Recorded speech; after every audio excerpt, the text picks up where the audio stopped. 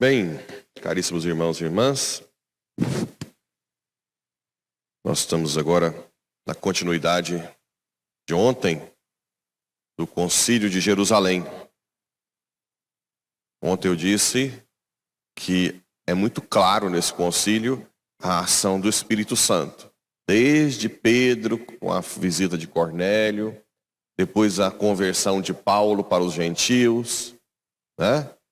Depois a inspiração de Paulo de que não precisa mais de alguns ritos judaicos para os novos convertidos, o conflito entre Paulo e Barnabé e a decisão de se reunir os apóstolos com o Papa em Jerusalém.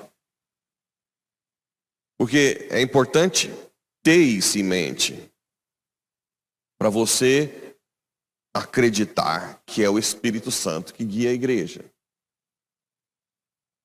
Fica parecendo assim, não, a igreja lá no início falou, não, para decidir as coisas nós vamos fazer concílios. Não é assim. O Espírito Santo faz tudo e acaba tendo concílio. Interessante.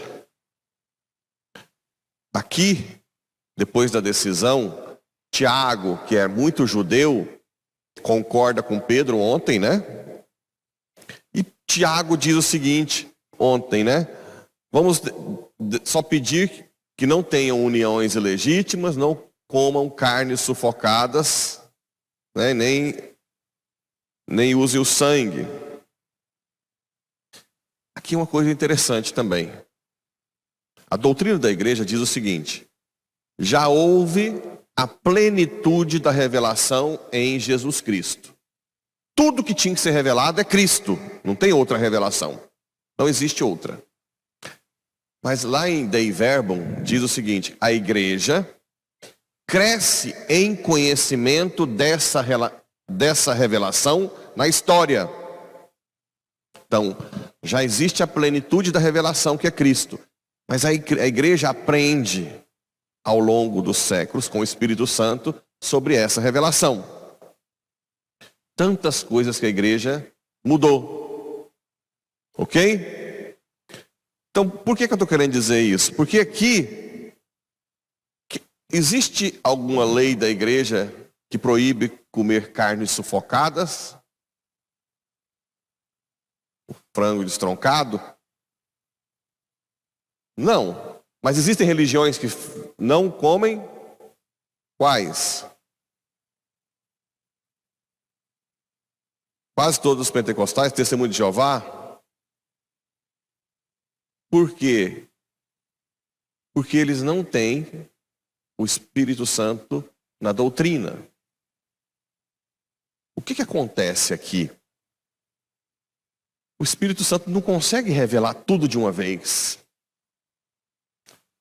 Lembram do que eu disse anteriormente, que antes Deus colocou comportamentos e sinais daquele povo, estranhos às vezes, para separá-los, porque a moral ainda não estava formada, lembra? Aqui começa-se a desvincular desses sinais exteriores e passa a ser cada vez mais forte a distinção do povo cristão, a moral. Entenderam? Através da fé e da graça. Antes, o povo não sabia muito o que era certo e o que era errado. Então tinha que ter alguns sinais para Deus mostrar que aquele povo é diferente. Não comer carne de porco, não comer carnes sufocadas, vestir de tal modo, fazer tal rito. Consegue entender isso? Então os concílios vão aos poucos revelando, desvelando, né, aquilo que já é verdade, aquilo que já foi revelado em Cristo. Esse concílio de Jerusalém não conseguiu libertar de tudo. Ainda ficou as carnes sufocadas, mas com o tempo, o Espírito Santo foi mostrando para a igreja que isso também não é necessário. Aí vem o interessante, depois do concílio, eles mandam 2 encarregados de falar que foi decidido. Ó. A carta é: nós, os apóstolos e os anciãos, vossos irmãos, saudamos os irmãos vindos do paganismo. Ficamos sabendo que alguns dos nossos causaram perturbações. Ó, os concílios acontecem depois de problemas que transformaram vosso espírito. Eles não foram enviados por nós. Então decidimos, de comum acordo, escolher alguns representantes e mandá-los até vós, junto com nossos queridos irmãos Barnabé e Paulo. Homens que arriscaram suas vidas pelo nome de nosso Senhor Jesus Cristo. Por isso estamos enviando Judas e Silas, que pessoalmente vos transmitirão a mesma mensagem. Olha aqui o detalhe que vem agora. Porque decidimos, o Espírito Santo e nós, não vos impor nenhum fardo. O Espírito Santo e nós. Além destas coisas indispensáveis, abster-se das carnes sacrificadas aos ídolos. Aqui tudo bem, porque quem ama a Deus não deve ter outros ídolos. Do sangue, das carnes de animais sufocados e das uniões ilegítimas. Olha, as uniões ilegítimas já não é moral? Carnes aos ídolos não é moral? Ficou mais 2 coisinhas aqui no meio. Está vendo como está transformando aqueles sinais de ritos exteriores em moral? Hoje, se eu digo, fulano é um excelente cristão, o que vocês vão pensar? Que trata bem todo mundo, que é honesto, que vai na igreja, que busca os sacramentos, que confessa, que faz caridade, que luta para ser virtuoso, né? Ou vocês vão falar que não come carne de porco? Não. Porque hoje, o que separa o santo é a sua virtude, é a sua santidade, é a sua moral. Isso é importante vocês verem. Por isso que eu gosto que vocês acompanhem o processo de revelação da verdade ao longo da história. Para vocês entenderem, né? Porque senão, vocês vão lá na roça, não, mas está escrito que não pode comer. Aí agora, o que eu faço? Né? E depois o evangelho. Nós temos aqui uma mudançazinha no mandamento. Este é o mandamento: amai-vos uns aos outros, assim como eu vos amei. Ninguém tem amor maior do que aquele que dá a sua vida pelos amigos. Agora, o amor tem uma contextualidade, um contexto diferente. A referência que nós temos de amor é essa: dar a vida. Que nós não conseguimos por nós mesmos, mas ela reflete em toda a nossa vida. Quem vive uma vida sacramental deve beber da fonte desse amor. É esse amor aqui que mantém os casais com dificuldade, casal que um está doente, ou um é alcoólatra, e assim, como é que você vai viver o nosso amor? Não vai. Tem que ter esse amor aqui. Né? O amor dos filhos que cuidam dos pais doentes, que para o mundo perde o tempo, né? Tem gente que fala, nossa, tadinhos. Né? É igual fala quando o padre está lá passando a vida cuidando dos pais. Não volta mais essa juventude. Não é assim? Só que quando você entra na dinâmica desse amor, quem está ali pode ser infinitamente mais feliz do que quem está curtindo a vida doidado. Por quê? Porque quem faz feliz é Ele.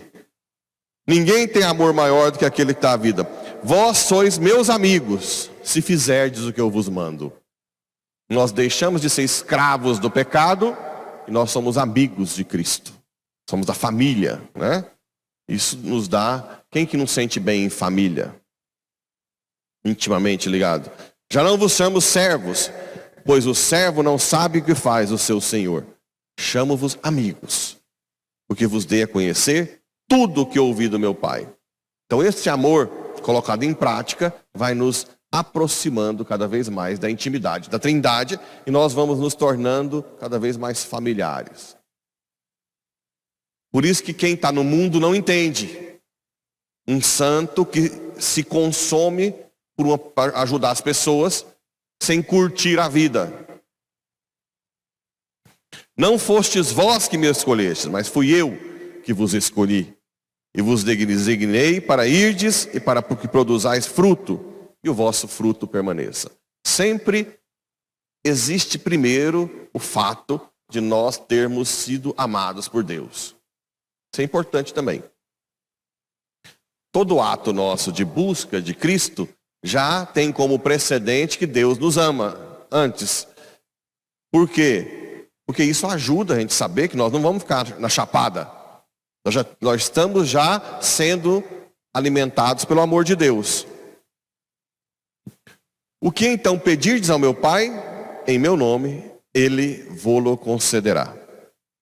Isto é o que vos ordeno: amai-vos uns aos outros. A pessoa que busca amar, busca ser íntimo de Deus, o próprio Espírito pede nela. Se você está habituado a agir pelo Espírito Santo, que é o amor, claro que você também vai pedir com o Espírito Santo.